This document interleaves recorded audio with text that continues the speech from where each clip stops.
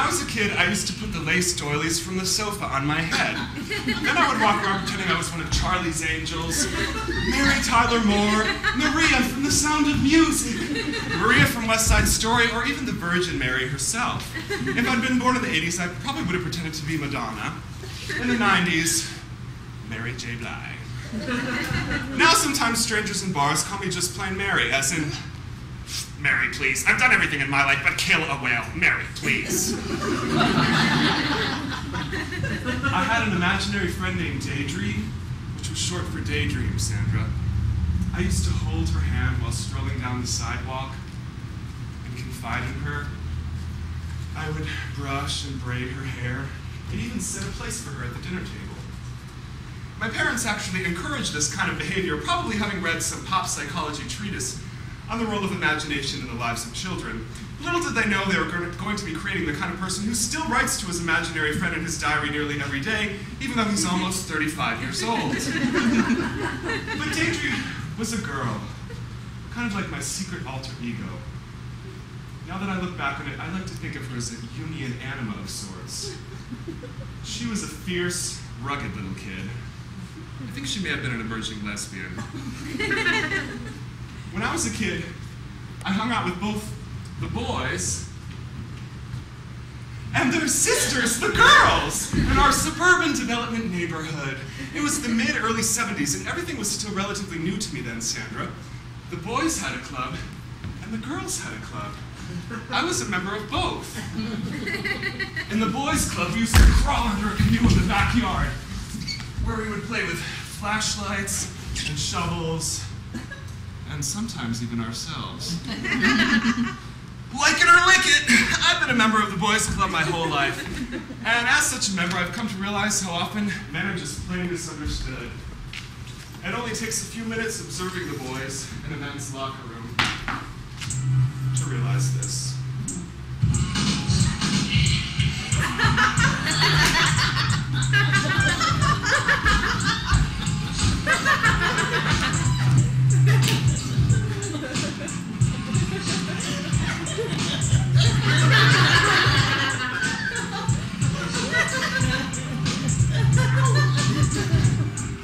Shit, man, you know it.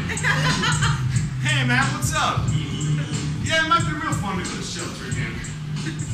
You know, man, I don't really care that much if my girlfriend doesn't come and shit. She can just stay at home and work on her sculptures for all I care. I want to hear some funky shit, man. Fuck Rita, man. You know, she and her girlfriends have been getting together all the time, just kind of dissing me and shit. And I don't really dig that scene, you know? I mean, I just don't groove on it. With them getting all mannish and shit, wearing the overalls and treating me like I'm some kind of scumbag. I wish Rita would wear something pretty and feminine once in a while, man. Like a really tight dress and some lipstick. Act like a real funky bitch. Maybe slap me around a little bit like Amanda used to. Rita's just so soft and meek, man. Getting dirty with her girlfriends, lighting up a blowtorch and thinking she's some kind of tough girl. Whatever, man. Sometimes it really turns me off. I just want to get silly and have a good time. Maybe flirt with a few sexy chicks and party. That shit they play over at Shelter's slamming, man. We should go out, dance real freaky, get goofy and shit, man. Then Louis Vega and Timmy Regisford will show us the way, man. We can just smoke a spleef and feel happening and have fun.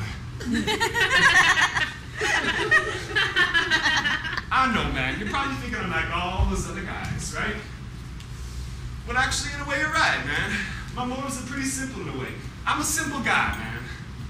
I love pussy and I'm drawn to bright lights. If it shines and sparkles, man, it holds my attention. What more can I say? I get sick of all that bullshit that people throw my way, you know? Talking about making it and shit. Don't you just want to party with me and have a good time? We could smoke a nice joint, maybe take a little bit of ecstasy. Whatever, man. Last week, man, I really started to reach the heights, man. It was some cool shit, man.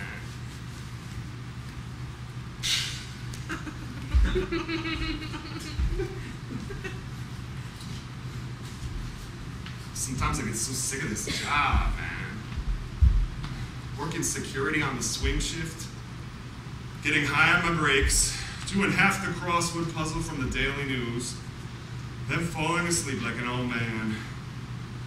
I just want to live when I'm still young, you know? I get sick of people treating me like some kind of parasite. I mean, sure, working here and living in my parents' basement in Queens is cool and easy, but I get sick of people treating me like I'm supposed to make something more of myself just because I have a college degree. In Amsterdam, man, you can just do what you want and it's cool. There's nobody over there trying to pressure you, trying to get you to become something. The way I see it, man, I already am something. And if it takes some people a little while to figure that shit out, well, then fine, man. I'll just hang out at the party and wait for that hot chick to notice me. Because you know it, man. If I wait long enough, they always start checking my shit out. Because I'm real, man. I know what I want. I may be simple in some ways, but you know I have it down in others. Listen, I don't worry about how some old uptight fuck is gonna judge me, you know? Listen, man, if you think you're so much more important than me because you kiss a little bit more ass, make a few more bucks, good for you, man, good for you. But when we're both dead, man, just wait and see who would have had the most fun. You gotta be real, man. I'm getting sick and tired of hearing about how you want to do this, but you have to do that. Blah, blah, blah, blah, blah. If you want to do something, just do it, man. Just do it. Just do what you want to do, man. Just be real, man. Just be real. Shit. But Sandra, don't panic! Because as a kid, I was an honorary member of the girls' club, too. In the girls' club, we had meetings, tried on each other's bell-bottoms, and crocheted Afghans.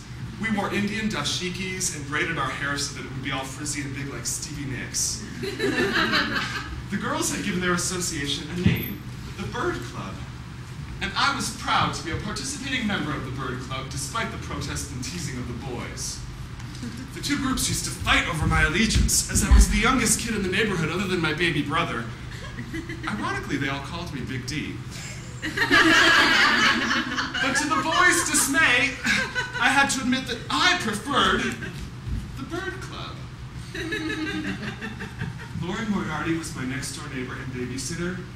She had long blonde hair, just like Marcia Brady, and two big buck teeth for which she eventually got braces, lots of purple or red clothing made out of terrier velour.